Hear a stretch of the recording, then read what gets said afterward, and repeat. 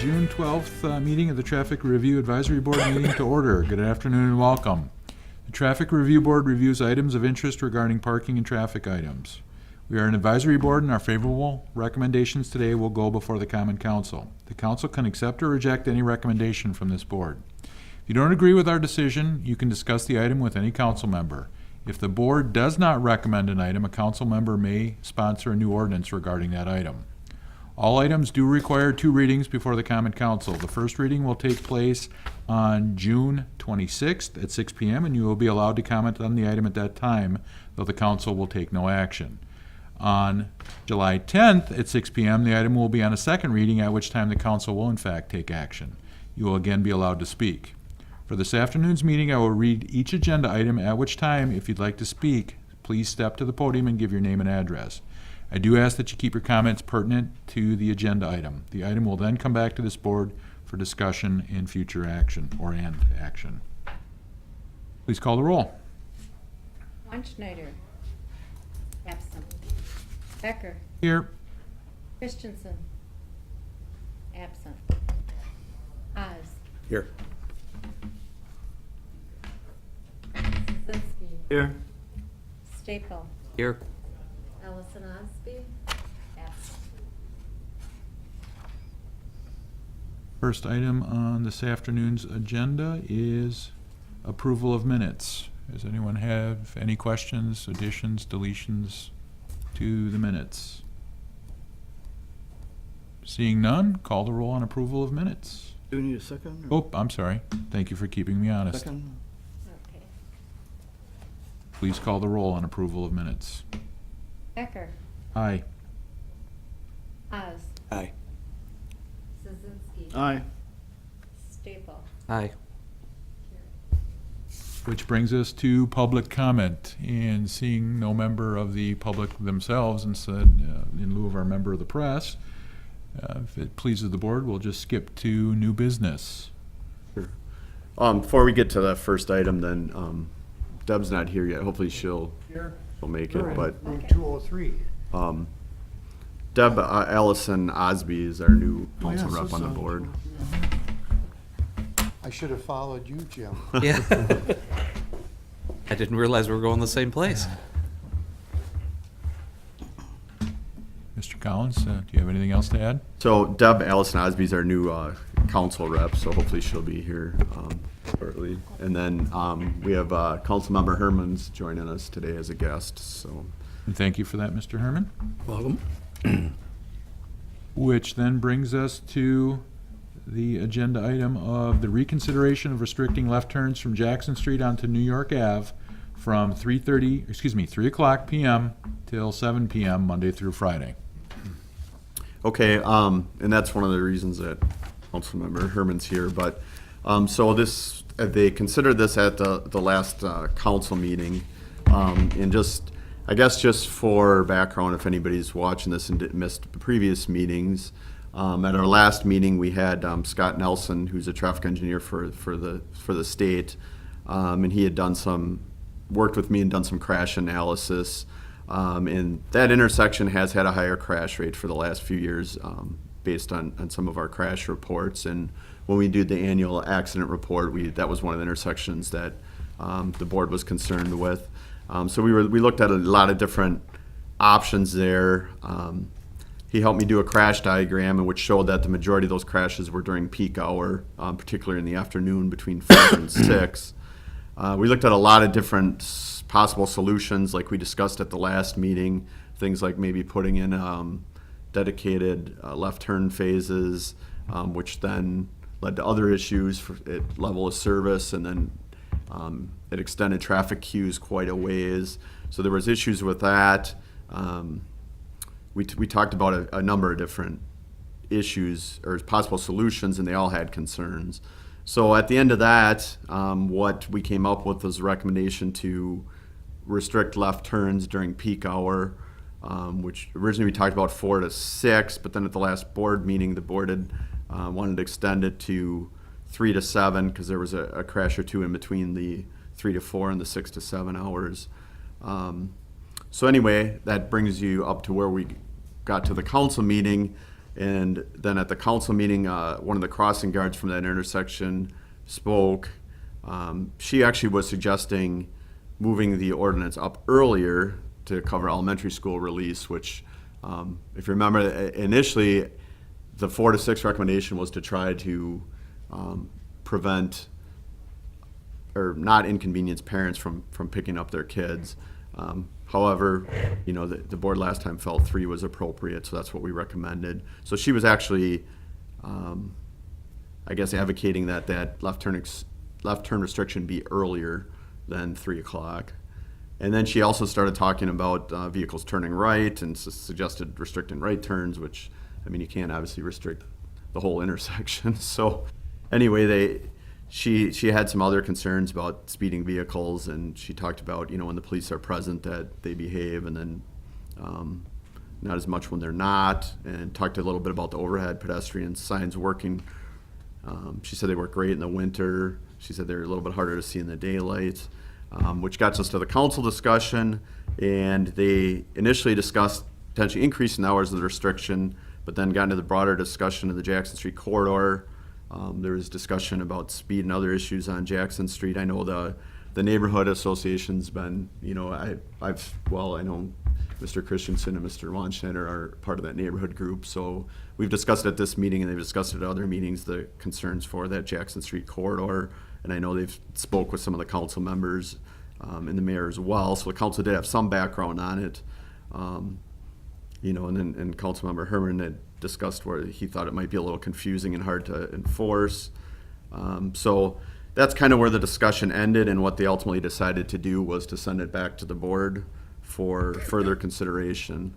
So I've kind of, in my mind, I think there's a few options which I laid out for you. There might be other ones, but this is what I thought of. The first option being status quo, no further action.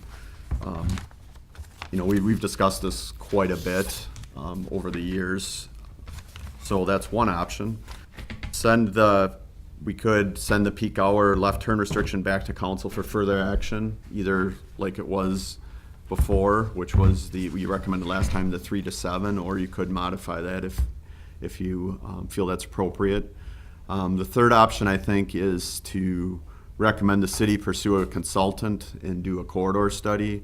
There's some interest from the neighborhood associations in doing a corridor study similar to the city has done one on 9th Avenue and South Park in the last couple of years. And then in conjunction with the Oshkosh Corp decision, the city hired a traffic engineer to do a corridor study for Oshkosh Avenue. So it'd be something similar to that. It would probably have an aspect of the corridor study with a traffic engineering aspect to it. So that's, I think, a third possible recommendation.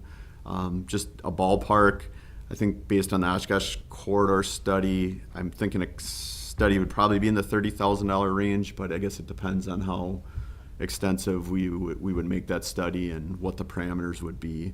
But in my opinion, those are the 3 options that I thought of. There, like I said, there might be other ones you can think of, but that's where I think we're at. To dot the i's and cross the t's, we need a second to reconsider, if I understand Robert's Rules of Order appropriately. Second. Does anyone have any questions, comments, concerns as it's laid out? I can, Dan? Sure, absolutely, Steve. I was one that was somewhat vocal on the left turn. Just coming here today, even though we had that highly lit sign on Church, 2 cars turned left right in front of that sign. So I think from a law enforcement practical side, it's going to be very tough to enforce. You're not going to have officers sitting there every day, 5 days a week, and so you're going to wait for an accident to write a ticket when the officer comes and investigates the accident. And there aren't that many accidents at that intersection. I think the key thing, and I've been on this board numerous years, which you all know, I think is speed. It's still speed. The volume of traffic, that's a major corridor, state route into the city. So all the people from Needham and Ash and the towns that live on the north side come in on Jackson Street. It's now a main corridor to the county, to the courthouse, and to their building, public building. So I really think at this point, Alan Davis spoke up that the planning department is looking at helping fund that traffic study. So there's some ways to divert the cost so it doesn't come all under Jim's budget. But I think that with the issues that are going on in that corridor, that the neighborhood association's been working on for years, it's talked, we even had meetings at your office about it. So I think it's a, I don't think the left turn's the answer. That's the bottom line. I think it's an enforcement issue, as I said.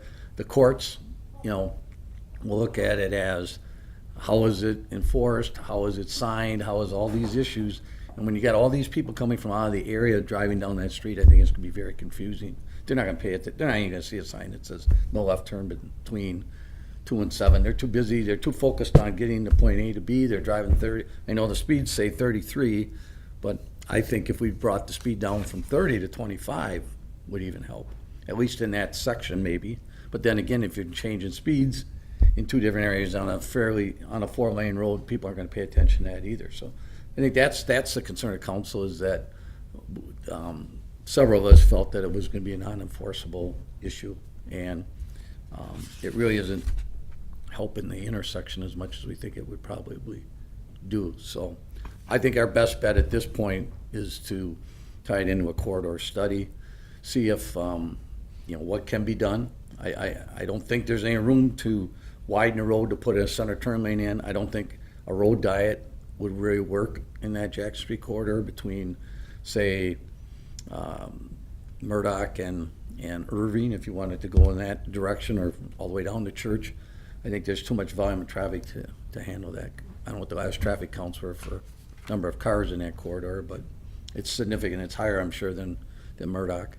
Yeah, it's like 15,500. Yeah. About what it is, and so Murdoch's like 10,000, and Ninth's around 12. And the other issue, obviously, and the signs are up again, now that even though school's open, kids are gonna be out and about, is just that it's a neighborhood area with a busy street into the city. And I don't know what the best solution is, but Well, refresh our memories, Jim. I believe speed limit reduction was talked about at one point, and there was some Yeah, I think. problems with that. Well, yeah, I would definitely not recommend lowering the speed limit, because for a number of reasons. The primary reason is the way that speed limits are set, they're generally set at the 85th percentile. So that means that you want to set the speed limit's set at what a reasonable, prudent person travels, based on how the road's designed. So the theory is that you set the speed limit at about what 85% of the vehicles are traveling, and that leaves law enforcement to rein in the other 15%. If you set a speed limit artificially too low, that becomes an enforcement issue, because then, it leads to almost everybody speeding, in which, I know that, and Captain Kaiser could speak to that as well, but I know they're doing a ton of traffic enforcement out there currently. So it makes the enforcement issue harder, and it potentially decreases the safety for motorists, because then you have vehicles that are trying to pass each other, and it leads to potential for increased rear end crashes and things of that nature. So I believe when the state redesigned that, or reconstructed that street in 2001, and those are all things that went into consideration with the design. And obviously at that time they felt, from what I understand, the state obviously felt that a 4-lane road was needed, and I think the city did at that time as well. I don't think that's a good solution. I think it would just lead to a worse enforcement issue. And also, like Councilmember Herman said too, then you don't want to vary speeds too much, in a general area as well. So that would lead to some potential confusion and issues as well. But traffic volume for a road diet, on Murdoch, like I said, it's about 10,000 average daily traffic count. On 9th, it starts around 12,000 towards the roundabout, and then it lessens as you go east. So I'm confident that it works in those two areas. On Jackson Street, it's 15,500 was the last count I saw. The general theory is like around 15,000 towards the upper end of a road diet. I mean, I have seen studies that say up to 18. You know, that's beyond my scope, though. We would have to have a traffic engineer look at that before I would recommend that. But that's something that if we did a corridor study that they would look at as well. Initially, I think there are two issues. You know, initially we were looking at the crash history at New York and Jackson and seeing what we could do to mitigate the potential crashes there. And if you do restrict left turn lanes, I mean, it's not a fail-proof solution. You know, even like Scott from the DOT said, he said, you know, the places that have done that have seen up to 50% reduction. So it's not like it's going to completely eliminate the issue, but that is one potential baby step that might help. So I think that's kind of in what I was saying with the potential solutions. There's status quo, there's sending this left turn restriction back to council, which is, in my opinion, you know, it's going to be one step, you know, and I'm sure there's going to be other things that the neighborhood that's interested in, as they've expressed. So, you know, or do you look at the whole thing at once? So I think it's do nothing, take some smaller steps to mitigate things, or look at the whole thing. That's kind of how I'm thinking about it. What's the typical timeline for a request for proposals to get something back for a corridor study? Because I'm thinking it's going to be months. It will be. Odds are that we might get it by fall. Right. Yeah, Because it probably, we're just getting into budget cycle, so Right. that's another thing that we Yeah. might have to consider in the budget, to put that in right. the budget. So even if that corridor study includes something, you're looking at next spring before anything could actually hit the road, no bad pun intended. So we're looking at almost a year. Probably. A speed limit reduction can take place within a matter of a week or two, theoretically, the change in sign. The restriction of left turn lane or left turn movement can happen on a similar timeline. I just see us caught in a bit of a catch-22, if I can use a literary reference. We've got to do something to address crashes at that corner. I've been through that intersection countless times in the last few days, and had to take particular care to eyeball the oncoming traffic, because again, it's obstructed in the curb lane as you come into that intersection. When there's high volume, it's tough to see. I'm a big fan of just turning this thing back around and sending it right back to the other side of the room for the council to mull back They'll over. vote it down. I'm pretty sure they'll vote it down. Because there wasn't really any of the 7 that supported it. So what are Well, the then other what's your concerns? solution, Steve, other than speed Well, limit? Because there's got to be something done. Well, I don't personally believe that there's enough accidents to warrant that at this point. That's not by far our highest Excuse me, accident Steve, that's the intersection. highest incidence of accidents in the city. Controlled intersection on Jackson. You have that data at your fingertips, Jim? Yeah. Well, I I mean, can show we've you got that. the diagram. Yeah, I but got the. This had all the crashes at that intersection in the last since 2013. So, I counted this last time, but there were over 20 that were during that were basically the north to westbound movement, and of that, 12 of them were between the 4 to 6 peak hour. So there's the potential that, you know, if you restrict those left turns during the peak hour, that potentially you could cut that crash rate in half. And then of the south to east, there were 8, and of those, 3 of them were during peak hour. But it's mostly the north to west is where the issue is. And like I said, there's about half, so there's 12 of, I think it was 21 or 22, I gotta count again. So by comparison with other intersections in the city, it's 23. near the top? It I mean, is I'm near the just looking top for independent- for a signalized intersection, Okay. Yeah, yes. the other ones higher were roundabouts, weren't they? Right. So Well, I'm not saying it isn't a problem. I just don't think, again, I just think putting timelines on when you're turning left and whatever, that I think it's going to be very confusing for the general public as a whole. So I'm relatively new on this board, so one of the questions I have is, so when, and I don't know how to read this diagram, I apologize. So do most of the accidents happen from people coming from the west coming in? So they're decelerating and they maybe missed the going down to 30 miles an hour? No. Okay, It's basically, I can explain that. The majority of the crashes are northbound on Jackson turning west on to New York. okay, And the issue is, and this is probably, well, it is one of the primary causes of crashes at intersections where you have basically what you call offset turn lanes. So there's 4 lanes, so you imagine, so if 2 vehicles are turning left, there's a car blocking the curb lane, Right. is what the issue is. So the car Obstructed. sometimes, instead of waiting, instead of inching out, decides to go for it, and then they get hit by the car in the curb lane. okay. And so that's what the issue is there, because, with the 4 lanes there, if they're opposing left turners, you can't see the curb lane. And that's the vast majority of the crashes there. Okay. So, without further delaying without have the traffic capacity to put a left turn arrow in there where stops traffic the other way so you can turn.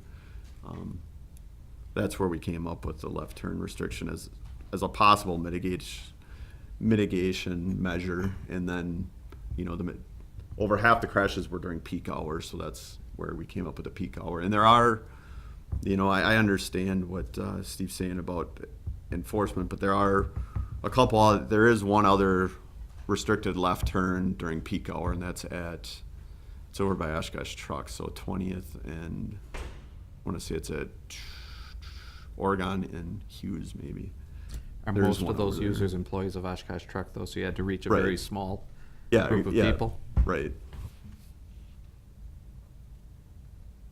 And you said protected lefts are going to increase, or decrease, I should say, level of service issues. Right, and then it like doubled the queue length there. So like Scott, the traffic engineer from Wistow, when he looked at it, he said, I wouldn't really recommend that because there's a low volume of left turning vehicles, and he said you're gonna cause other problems. No, again, I get back to my original point. We've got to find a way to address it. So my point, or my question to you, Steve, is you have any sense of what the support would be for protected left at that corner? I mean, those other 6 people better than anybody else sitting at this table. Protected left would probably garner some support. I think that when this crossing guard spoke, I think that brought a lot of the concerns to the council that maybe the whole corridor needs to be looked at again.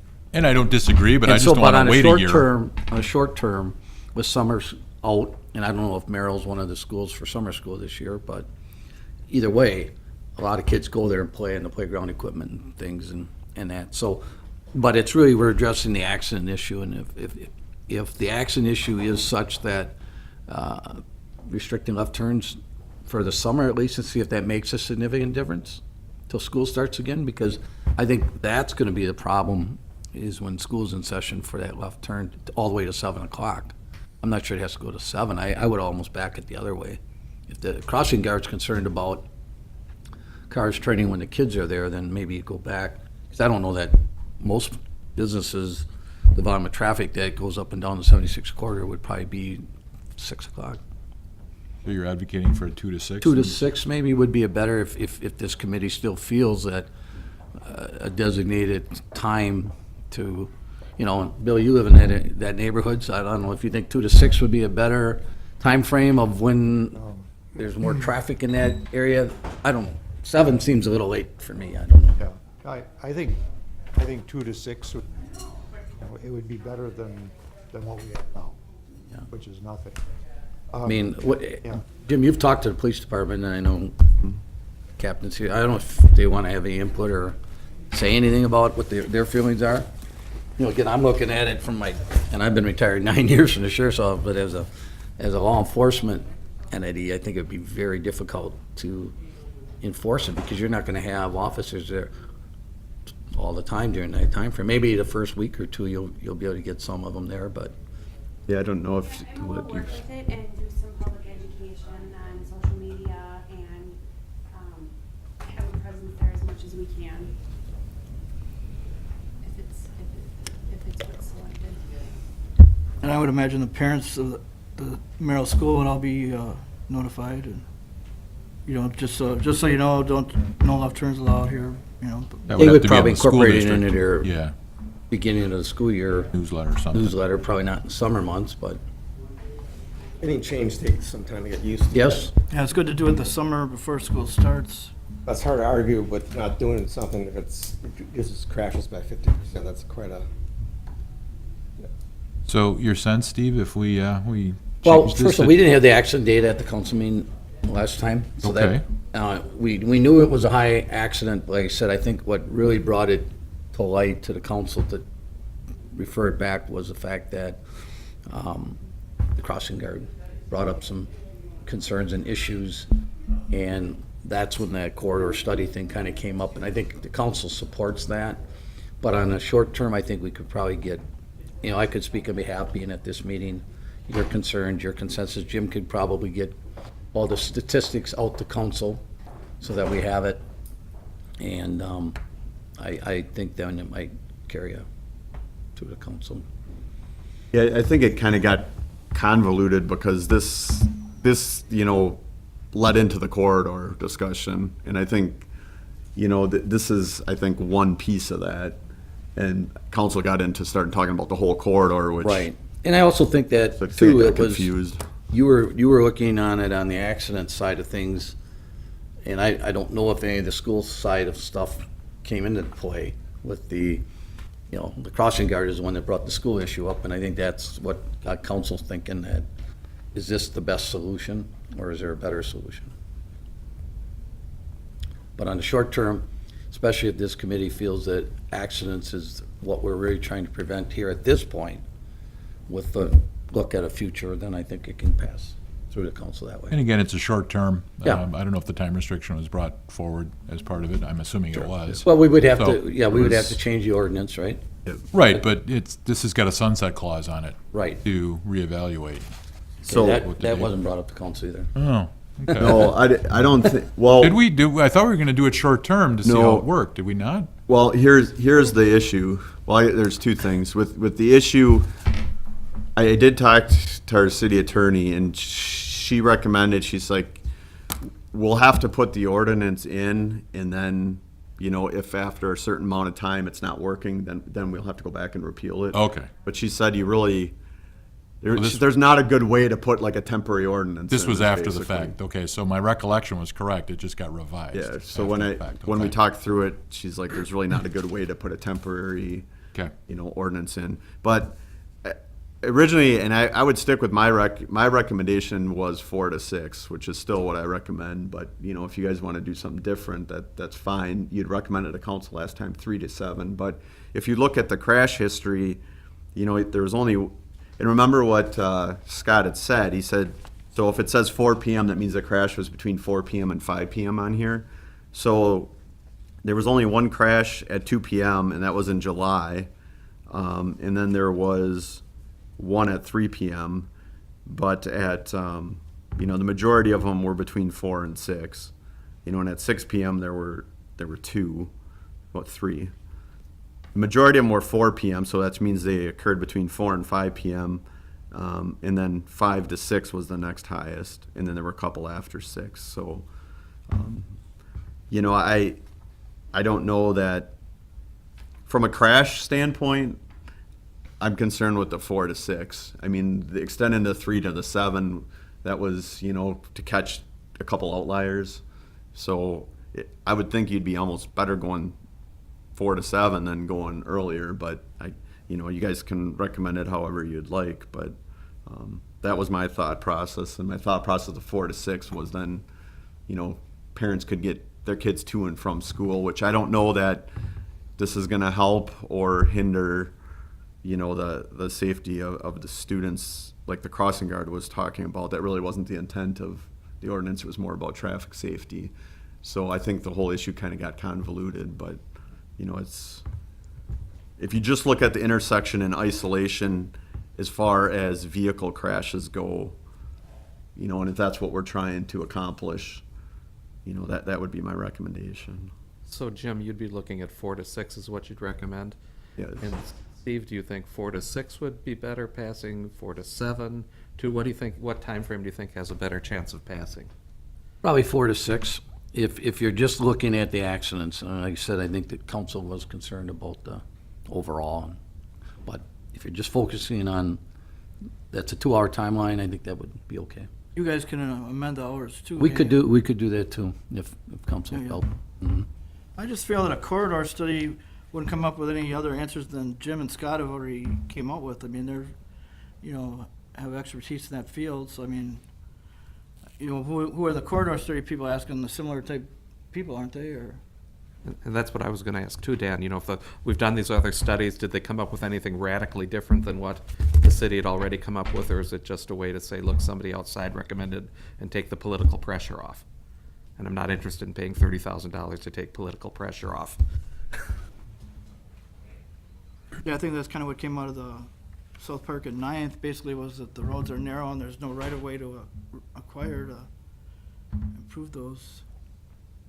Yeah, the 9th at South Park, they were looking at doing some aesthetic improvements, and Oshkosh Avenue, there were some recommendations on the intersections, and then there was consideration of a boulevard, and that's something that's still, I think, council's interested in. It's just really expensive.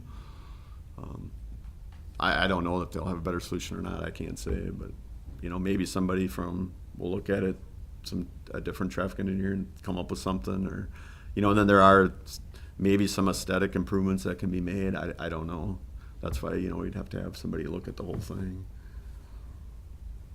Well, and assuming something different comes back as part of that corridor study, as you just pointed out, this can be changed to comport with that when that time comes. But sounds like there's been some discussion about changing the time, although there's no movement. No one's made the move. Yeah, what you have to currently, change what it. you had recommended last time was 3 to 7. Yep. So that's where it stands at this point. If someone wants to change that, that would be their prerogative. I move to send it back under the 3 to 7 timeframe. As it exists right Yes. now, no change. Is there a second for that? I will. Again, by doing that, Steve, I'm suggesting that if council wants to change it, in their I think infinite if wisdom. we get all the information, and I know Jim wasn't able to be at the meeting, and so that didn't help, so maybe council will support it this time around. Anyone else have any comments?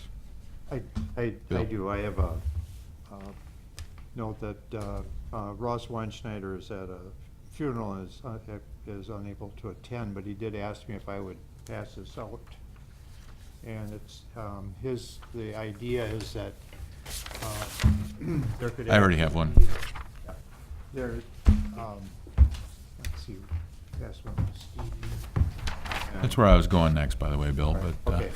Oh, okay. That's all right, go ahead. All right, sorry. Nope. I didn't Nope. want to steal your Nope, thunder there. I was actually hoping you were going to do it, because Okay. The idea is that you could have the actual arterial, the lights, the overhead lights with the red arrow to the left, where that could be timed, it could be easily changed. And it would be something that, it's something people would be used to. If we put up a sign that says no left turn, 2 p.m. to 6 p.m. or 2 p.m. to whatever, I personally don't think people really look at the signs unless they, but I think if you have actually a lighted sign with a red, let's say a red arrow pointing to the left, saying that there's no left turn, I think that's something that people are used to. They see this all the time. And I would support that as a way of controlling the traffic. I think there's some of those on 21, aren't there? There's By Quick Trip and out by, 20th and South Park has a red Yeah. turn arrow. And you suggest that during those peak hours of remain on red, or? Right, That the correct. red arrow is solid from Yeah. whatever time to And whatever there'd be time. some sign telling people not to wait? That it's not gonna go green for? Well, hours? yeah, that's the downside, yeah, I suppose, because you could have someone sit there forever. Yeah. Well, I think, like, now remember, this would be, I don't even know if this is possible there. I'd have to look at what's permitted within the signal guidelines and the MUTCD, but this is actually over and above what we were talking about with potentially having a green arrow there, which remember now is going to double your queue, and it is going to decrease the level of service on Jackson Street for what's about, I remember when Scott and I looked at it, the peak hour left turning volume was about 20-some vehicles per hour. So you're gonna be creating some potential other traffic issues, which I don't even know if this is permitted there. Well, But I mean, it's similar to what we talked about with having a green arrow. I mean, it would just, instead of just having a green arrow, you would have more arrows, but it would be a similar concept.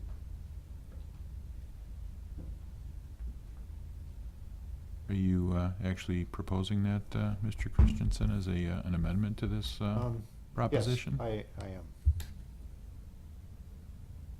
Mr. Christensen's motion needs a second.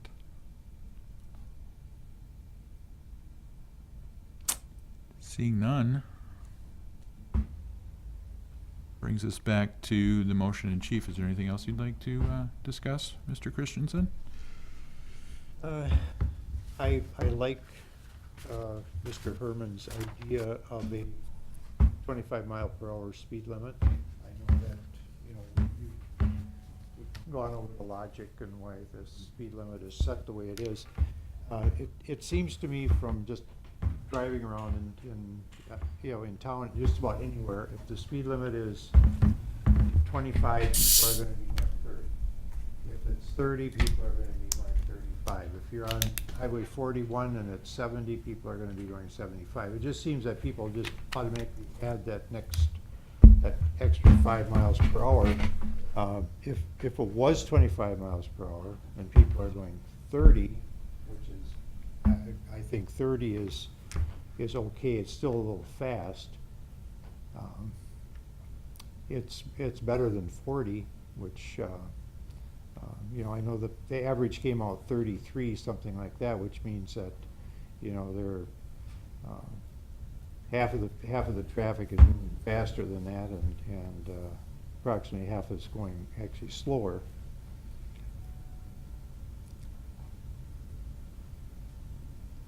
Again, are you proposing we amend this as it sits? I am, yes. I amended I don't know, what would you explore? Would it be a temporary speed limit? Well, again, we get into the same logistical issues I don't know. there. Or just to amend it to say the speed limit on Jackson Street to be reduced from the current 30 miles per hour to 25 miles per hour. To do that, however, we need a start and a stop. Murdoch to Irving, Murdoch Okay, to I would Church. say Murdoch to Church. Anyone choose to second Mr. Christensen's amendment? Might I suggest, Mr. Christensen, wink, nod, that you might get more support if it was Murdoch to, say, Irving? Well, there's still residential from Murdoch, from Irving to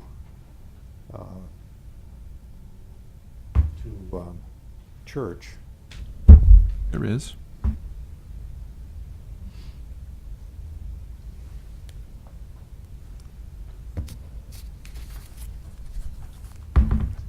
Well, if it's something that would get some support, I would be willing to limit it to Murdoch to, say, Irving. Before I ask if there's a second, Mr. Collins, is that feasible? it would have to, I don't know what the state's input would be into that, but obviously it would be a recommendation to council, which I would not support, but you could make that recommendation. Anyone choose to second Mr. Christensen's amendment?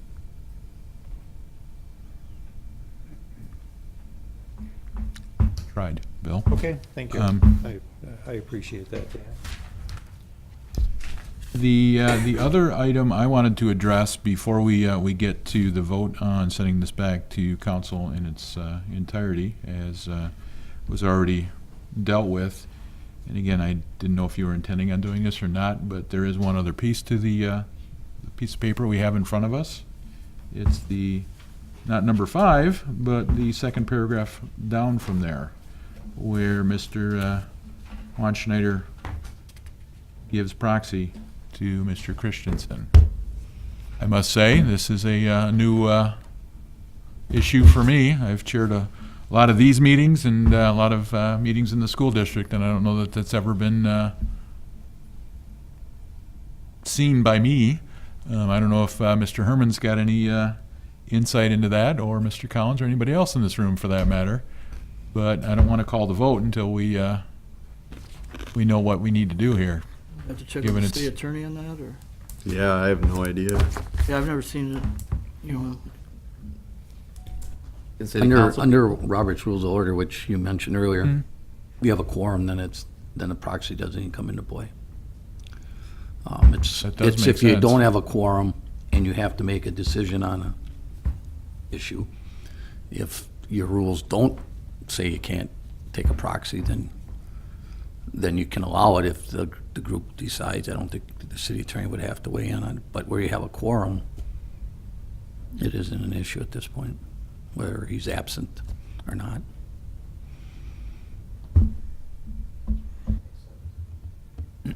That all being said, I'm going to call the roll for, or have the roll be called for agenda item number 1, reconsideration of restricting left turns from Jackson onto New York Ave from 3 p.m. to 7 p.m. Monday through Friday. Call the roll. Becker? Aye. Haas? Aye. Krasinski? aye. Staple? Aye. You didn't call, Oh, Oh, I'm sorry, I Bill. am here. Yeah, you're here. I, Okay, make me an aye, you're not. yeah. which brings us to staff statements. Mr. Collins. Okay, first is the 9th Avenue, the road reconfiguration, like we had recommended and council approved removing that parking last year. We will be painting that next week, so the plans are just about, or they are done. We put the message boards out yesterday that says traffic pattern to change, so as Mr. Szynski said, it's getting, people are commenting on it on Facebook, so it must have got some recognition. So I guess it's Facebook official. So we'll, as long as the weather cooperates, we'll be planning on doing that next week. We'll probably start trying to scarify the old lines on Thursday and Friday, which, you know, as I've discussed before, there's not a good way to remove traffic paint. So what happens is when you scarify or you take that paint layer off, it actually makes it more visible where the line was because it's clean and, you know, fresh pavement. So we'll be dealing with that for a little while, but then we'll paint the new lines and get the traffic over. And I think that'll be really everything I've heard is support for that, because as we've talked about numerous times, I mean, it's driven now like a 4-lane, even though it is only a 2-lane. So I think it'll be good for everyone. And then we're going to paint the 3-foot offset just so we don't have an extra wide lane. You know, it's not a bike lane, but it's just going to be a painted shoulder. And that's also what the residents that spoke at our meeting were interested in as well. So I think that should be a good improvement. Good. So that'll be happening next week. And speaking of traffic painting, you know, they're in the midst of doing that now. Now's the time when they got I know the board had asked about Murdoch and Bowen, so they got that done the first week. And then they've also got all the areas by the arena done, within the first couple weeks when we started painting. So that's in progress. The next statement then is that we won't have a July meeting unless something comes up. I'm actually on vacation that week, so we don't really have anybody else in our office that deals with the traffic's review board. So I'll get a backup if something comes up, but otherwise we won't plan on having a meeting in July. Fair enough. Does anyone have any agenda items for the August meeting? Seeing none, I will entertain a motion to adjourn. Move it. Is there a second? Second. All in favor? Aye. Aye. We are adjourned. And if